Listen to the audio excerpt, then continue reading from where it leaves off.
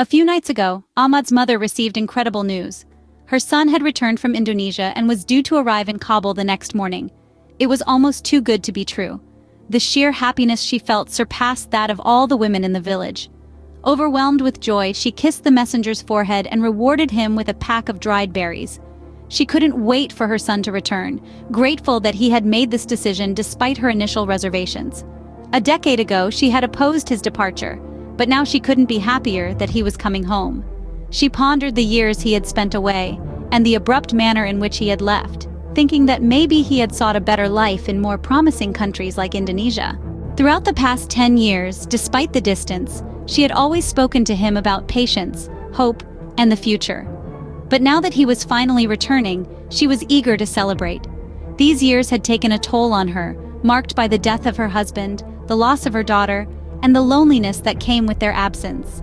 She instructed her youngest son to invite Isa Khan of Karbala to slaughter a sheep for a joyful reunion.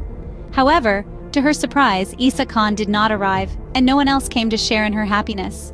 This odd absence raised some suspicions, but she brushed them aside. On the following morning, as the sun bathed the village in light and the shepherd's calls filled the air, a crowd of villagers assembled in front of Ahmad's mother's house. Men and women alike, they were silent and somber. Only the women exchanged hushed conversations and whispered among themselves.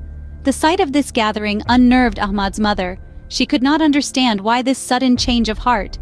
Throughout the past years, no one had been willing to assist her, but now everyone was present. Suddenly, all eyes turned towards the horizon, where a car was approaching the village through the dust and fatigue.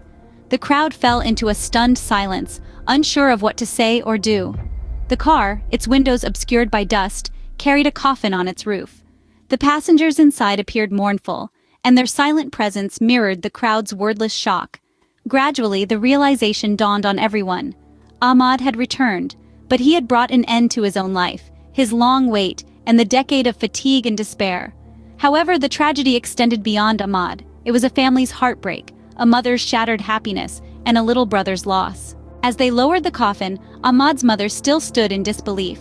She could not fathom the reality of the events, the presence of the coffin, and the crowd that had assembled.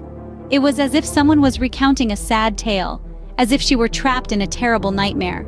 But this was no dream. It was a harsh and irrefutable reality.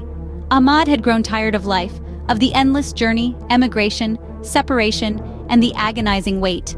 In a desperate attempt to wake up from this nightmarish reality, she slapped herself but found no escape from the heart-wrenching truth. This fate befalls many who leave their homeland.